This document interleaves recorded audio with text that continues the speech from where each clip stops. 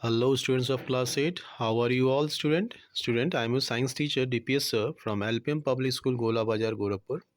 Student, as you know, your chapter 14, that is some natural phenomenon, is already under process, and under this topic I am going to further explain about the earthquake. So students, let's start the today's topic about the some important terms related to earthquake. Student, seismic wave. That I'm going to explain what is seismic wave. The shock waves means after the earthquake has occurred, the shock that has been felt above the earth's surface, the shock waves or the vibration created from an earthquake that travels through the ground are called seismic waves. So that shock that is traveled through the ground is called seismic waves. They are most student they are most powerful at the center of the earthquake, means where the earthquake has occurred. Near to its center, the what you can say, the shock is too high, but they travel through the earth and back to the surface. So from where the center has occurred, from where the exact point of earthquake has occurred, from that shock reaches to the surface, to the crust. They move quickly as 20 times the speed of sound. So the earthquake, from where it has occurred, from in reality where it has occurred under the ground, from there to the earth crust, it reaches at the speed of more quickly than 20 times the speed of sound. Now, student, what is hypocenter or seismic focus? The place of origin of an earthquake. The place of origin of an earthquake below the surface of the earth.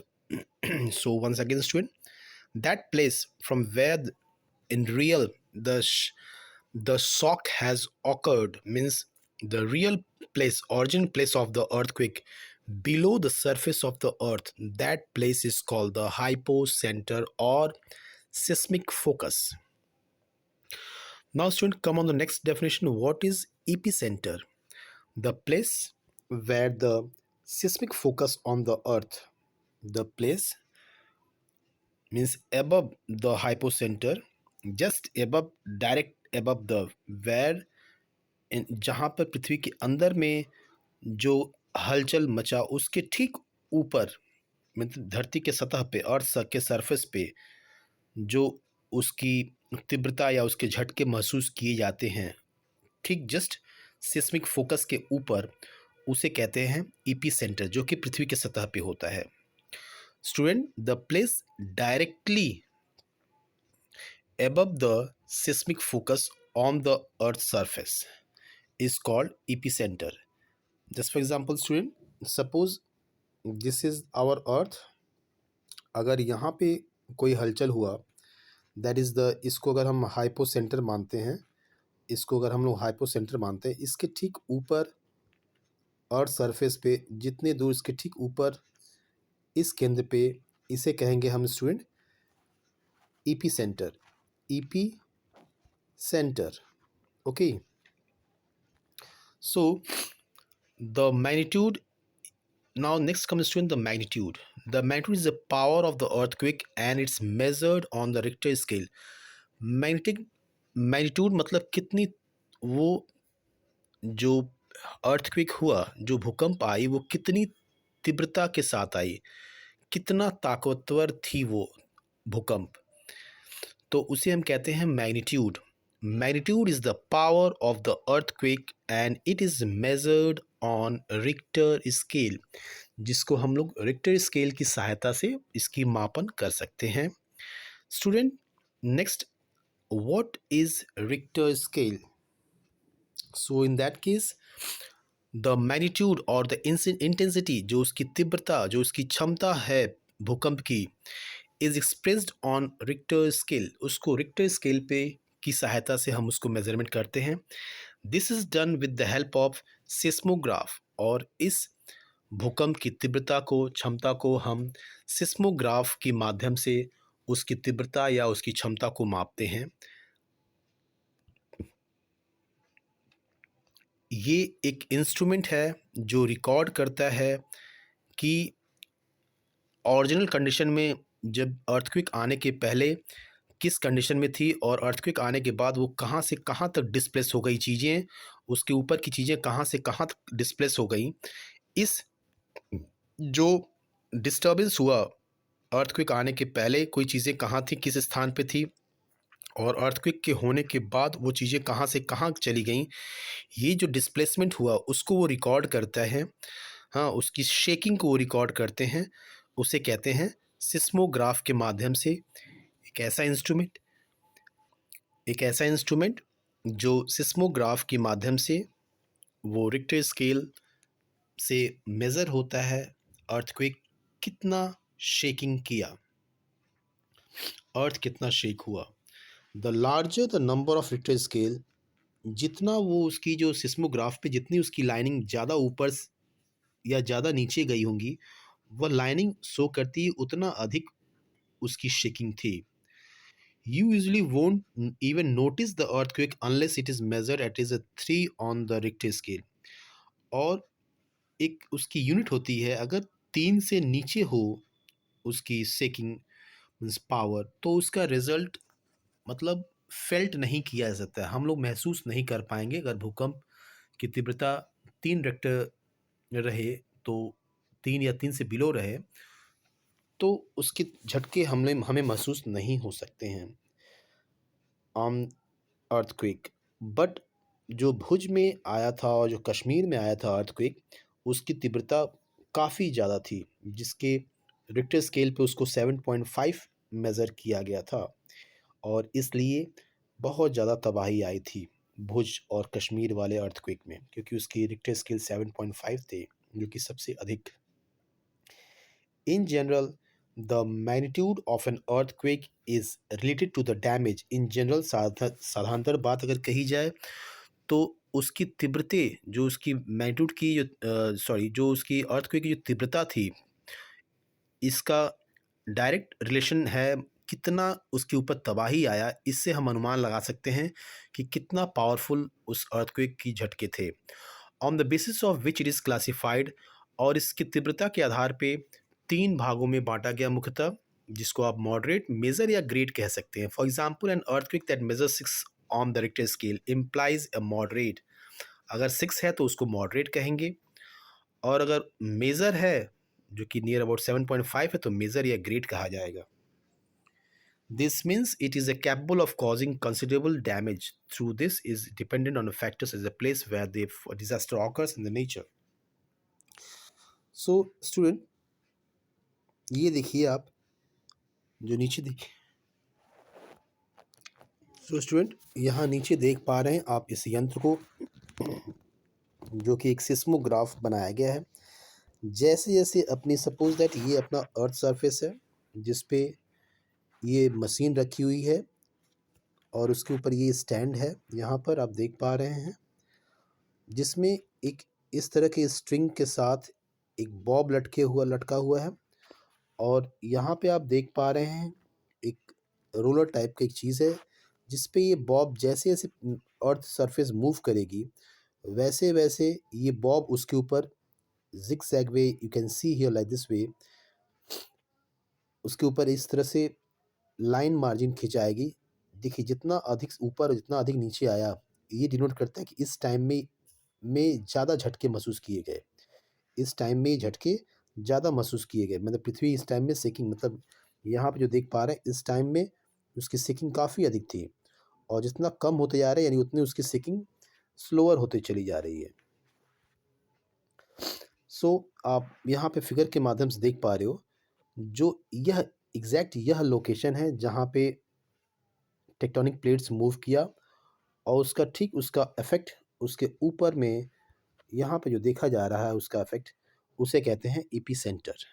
Okay student, सो ये seismic तरंगे हैं earthquake के, जो यहाँ से उठने के बाद स्लोली स्लोली जो है अर्थ सरफेस तक पहुँच गया, बाहरी अर्थ सरफेस तक पहुँच गया। तो ये इसका फोकस पॉइंट है जहाँ पे एग्जैक्टली वो अर्थक्वेक ऑकर किया। ये सिस्मिक वेव्स हैं जो कि धीरे धीरे पृथ्वी की तरफ ऊपर सतह पे बढ़ जाई हैं, और ये अपना अर्थ सरफेस है। तो इस फोकस के स्ट्रेट ऊपर अगर अर्थ सरफेस पे आ गया ये, तो इसके सीधे ऊपर अर्थ सरफेस, अर्थ क्रस्ट के ऊपर वाली पार्ट को कहते हैं epicentre. So here student you can see here और seismograph is an instrument. Seismograph एक ऐसा इंस्ट्रूमेंट है that measures the record the magnitude of the earthquake in terms of simply a vibrating rod on a pendulum। एक pendulum एक vibrating rod है with starting vibrating with tremors occurs a pen it stressed। और उस Bob के नीचे एक pen लटका हुआ है जिससे जैसे जैसे वो मूवमेंट करेगा पृथ्वी वैसे वैसे उसके ऊपर पेपर जो है उस पर वो मार्किंग होगा और ये जो है सिस्मोग्राफ का रीडिंग है। Now student N earthquake that measures 7 on the Richter scale. Earthquake जिसकी मेजरमेंट 7 सेंटीमीटर है रिक्टर स्केल पे, इसको मेजर अर्थक्वेक के श्रेणी में रखा जाता है। That this can cause a serious damage. अगर 7 रिक्टर स्केल है दैट मीन्स ये बहुत ज़्यादा तबाही मचा सकता है। An earthquake with a magnitude of 8 is regarded as a great earthquake. अगर 8 हो गया तो यानी बहुत ज़्यादा, मतलब 8 होने का मतलब बहुत ज़्यादा तबाही।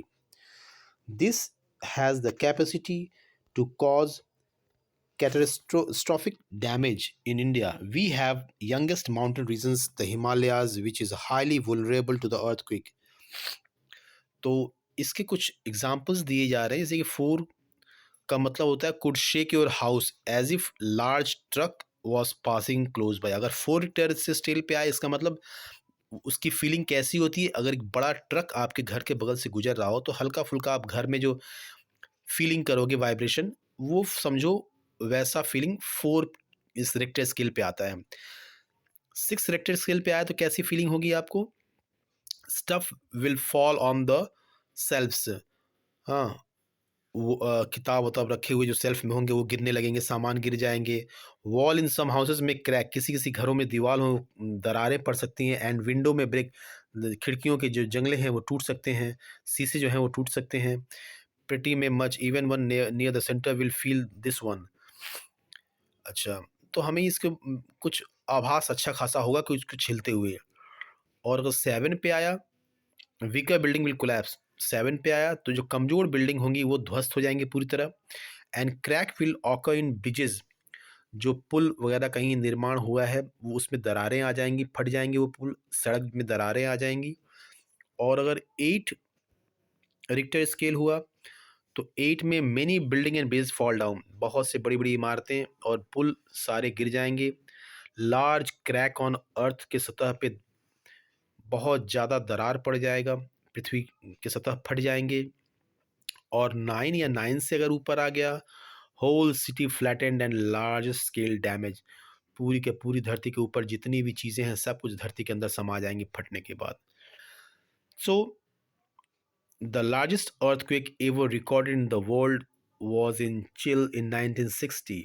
It measured 9.6 on the Richter scale. The largest in the US was 9.2 magnitude in Alaska. So chill 1960 में 9.6 मेज़र किया गया था और यूएस अलास्का में 1964 में 9.2 मेज़र किया गया था। They can cause huge waves on the ocean call tsunami, और इतने बड़े झटके की वजह से सुनामी ऐसी स्थितियां उत्पन्न हो सकती हैं। Movement of the tectonic plates has formed large mountain ranges like, और इस पृथ्वी के सतह के अंदर जो टेक्टोनिक प्लेट्स की गतिविधियों के कारण ही ऊपर में हुए हलचल से हिमालय और एडिस जैसे बड़े बड़े पर्वत का निर्माण हुआ। What damage do earthquake cause? Earthquake के कारण कौन कौन सी तबाही या क्षति हो सकती है? Earthquake can cause damage to buildings, bridges, dams and peoples. इसके वजह से बड़े बड़े बिल्डिंग, पुल, डैम, बांध, लोगों का बहुत ज़्यादा जानो माल का खतरा हो जाएगा। There can be great loss of lives, बहुत ज़्यादा जानें चली जाएंगी। It can also be result in tsunami, जैसी स्थितियाँ, समुद्र में काफ़ी ऊंची ऊंची लहरें उठेंगी और तटवर्ती क्षेत्र सारे पानी में डूब जाएंगे। Tsunami is a Japanese word meaning storm waves. It can travel faster in deeper water and slower in the shallower water. गहरे पानी में काफ़ी तेज ये बढ़ता है और छिछले पानी में स्लोअर हो जाता है इसकी speed. As the wave come closer to shore, जैसे जैसे इसकी तीव्र लहरें समुद्र के किनारे आती हैं। The breakers can as a high at 12 story, लगभग 12 फ्लोर, 12 फ्लोर ऊंचाई, इतनी 12 फ्लोर नहीं, 12 बिल्डिंग ऊंचाई, इतनी ऊंची इसकी लहरें उठती हैं। A major tsunami occurred in India oceans in 26 दिसंबर 2014 में सुनामी आया था। At the coastal area ocean suffered in, and next in 1986 में जापान में आया था। Entire town 20,000 people were destroyed, जिसमें लगभग 20,000 लोग मारे गए थे। There is a tsunami warning systems that gives people a chance to get away. Tsunami आने के पूर्व अनुमान प्राप्त हो जाता है और एक अलर्ट जारी किया जाता है कि उस एरिया को जल्द से जल्द आप खाली कर दें। द ग्राउंड शेक्स, धरती का सतह हिलता है। Trembles and moves in the large earthquake, ground में मूव और 6 मीटर, और अगर बड़ा हुआ अर्थक्वेक तो लगभग 6 मीटर पृथ्वी दाएं बाएं हिल जाती है। This soil and rocks can cause landslide, इससे कि भूस्खलन हो जाती है, धरती अंदर धंस जाती है। ऑल्सो कैन कॉज फ्लडिंग, जब सुनामी आएगी तो बहुत ज़्यादा बाढ़ की स्थिति भी आ जाती है। When the river banks and lakes have fault slippage, बहुत ज़्यादा चारों तरफ अगल बगल के कई गांव शहर सब डूब जाते हैं। ड्यूरिंग अर्थक्वेक वीक बिल्डिंग्स, जो कमजोर बिल्डिंगें होती हैं वे ढह जाती हैं, गिर जाती हैं।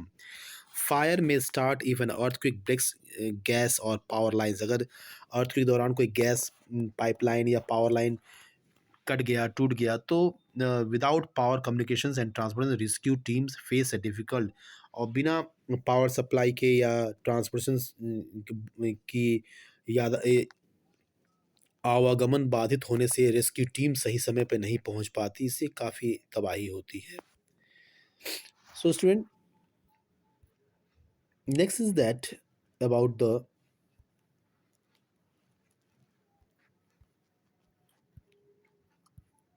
What to do during earthquake, quake के दौरान क्या हम कर सकते हैं। An earthquake deadliness also lie it in suddenness, अचानक से चूंकि ये होता है, इसका अचानक इसका प्रभाव देखा जा सकता है, क्योंकि इसका कोई पूर्व पहले से ही इसकी कोई आइडियाज़ नहीं मिल पाती है। Try to get out a high rise building, और ऐसा कभी अगर हो गया अचानक से तो आपको प्रयास करना चाहिए, अगर आप किसी ऊंची इमारत वाली बिल्डिंग में हैं तो तुरंत वहां से निकल जाएं आप किसी सेफ वैकेंट स्थान पे, रिक्त स्थान पे। Cover your face with the head to protect the falling object, कोई चीज़ें अगर गिर रही तो अपने हाथ से अपने चेहरे, अपने सर को बचाइए। इफ़ यू आर आउटडोर, अगर आप बाहर हैं तो आप खुले मैदान में किसी भी वृक्ष के या पेड़ के नीचे, बिल्डिंग के नीचे, किसी खंभे के नीचे ना खड़े होइए, खुले मैदान में खड़े हो जाइए। Do not run outside blindly, इधर उधर मत भागिए, क्योंकि हो सकता है घर के ऊपर से, छत से कोई ईंट अगर आपके सर पे गिर सकते हैं। If you are in moving vehicle, अगर आप गाड़ी में मूव कर रहे हो, ask your driver to take the vehicle on the side of the road away from the bridges, अपने ड्राइवर को कहो घर से, मतलब ब्रिज से, पुल से, पेड़ से, बिल्डिंग से, पावर लाइन से कहीं दूर अपनी गाड़ी को खड़ा करने के लिए कहो। Stay inside the vehicle and wait for second to stop, गाड़ी के अंदर ही बैठे रहो जब तक कि बाहर में धरती का सेकंड स्टॉप ना हो जाए। Do not rush on the roof of the house, घर के छत पे नहीं दौड़ना चाहिए। नेवर इंटर ए क्रैक्ड और पर्टिकुलरली डैमेज्ड हाउस, जिन घर के दीवारें क्रैक हो चुके हैं उसमें नहीं प्रवेश करना चाहिए, क्योंकि हो सकता है क्रैक होने के बाद वो बिल्डिंगें ढह सकती हैं, गिर सकती हैं। If you are in the bed, अगर आप बिस्तर पे हो, अचानक से आ गया, protect your head with pillow, pillow से अपने सर को ढक लीजिए, क्योंकि हो सकता है कोई चीज़ें आपके सर पे गिर जाएं। Make a quick safe structure in a highly earthquake prone area, जो एरिया जहाँ पे हमेशा अलर्ट रहता है कि वहाँ पे हमेशा कुछ समय बाद अंतराल पे बार बार आता है, वहाँ पे अगर भूकंप की स्थिति बनी रहती है, तो उन एरियाज में परमानेंट घर नहीं बनाना चाहिए। कि जब उस ऐसा मालूम हो गया कि इस एरिया में बार बार अर्थक्वेक आ रहा है, तो वहाँ के घर मिट्टी या बांस वगैरह के बनाने चाहिए, जहाँ की बहुत ज़्यादा धन का नुकसान ना हो। Use for construction rather than steel, ना कि कंक्रीट और गिट्टी, छड़, बालू, सीमेंट के घर में ज़्यादा पैसे लगते हैं, और ये हर साल अगर ये तबाही आई तो काफ़ी ज़्यादा पैसे का नुकसान होगा हर साल। Houses should be made earthquake proof, घर को निर्माण करते समय कुछ ऐसा कंस्ट्रक्शन करना चाहिए ताकि ये भूकंप अवरोधी बने, अर्थक्वेक से किसी कोई दुष्प्रभाव इसके ऊपर न पड़े। Cupboards and shelf should be fixed inside the wall, और अलमारी, कबर्ड, शेल्फ जो है वो दीवार के अंदर फिक्स होना चाहिए, so that they do not fall easily, ताकि वो भूकंप के समय गिरे ना। Hang clocks, photo frames are places where they can cause least damage. और फोटो फ्रेम्स या क्लॉक ऐसी जगह लटकाएं जहां पे अगर गिरे भी तो किसी के ऊपर क्षति ना हो, नुकसान ना हो. Building can catch fire during earthquake. बिल्डिंगों में आग लग सकते हैं जो कि शॉर्ट सर्किट, जब बिल्डिंग हिलते हैं तो तार टूटते हैं, उसी कारण चिंगारियों से घर में आग लग सकती है. Building can catch fire earthquake, so it is important to have the fire fighting equipment. इसलिए घर में आग बुझाने वाला यंत्र रखना चाहिए. ट्रेनिंग फॉर मैनेजमेंट, और इसके इन सब के अलावा कुछ ट्रेनिंग होने चाहिए, कुछ मतलब जानकारी होनी चाहिए कैसे इस अवस्था में बचा जाए. It is essential for the public in general to be mentally prepared. लोगों को, आम जनता के बीच में दिमागी मतलब रूप से प्रिपेयर होना चाहिए इस डिजास्टर्स को कोप अप करने के लिए, बर्दाश्त करने के लिए, और दिमाग से, कूल माइंड से इसको कैसे अपनी बुद्धि विवेक का परिचय देते हुए खुद भी बचना चाहिए और अन्य लोगों को भी बचाना चाहिए. पब्लिक अवेयरनेस, लोगों को जागरूक करना चाहिए. ऐसा अभियान चलाना चाहिए कि लोगों को जागरूक करें ऐसे एरिया में लोगों को कैसे रहना चाहिए. should thus be conducted through the various public and private agencies for achieving their goal. This goal, all aspects of earthquake management need to be covered in such programs. और जितने भी अर्थक्वेक मैनेजमेंट संबंधित जो भी work लोग करते हैं उनको टीम वर्क करके लोगों को बताना चाहिए उस एरिया में जो अर्थक्वेक प्रोन एरिया है. Even school should be a compulsory orientation program. School में भी ऐसे प्रोग्राम होने चाहिए फॉर टीचिंग चिल्ड्रन कि कैसे इस मुसीबत की घड़ी में कैसे आपको रहना है, क्या करना है. Children how to act in the case of earthquake. अगर अचानक से कोई भूकंप आ गया तो आपको उस दौरान क्या करना चाहिए.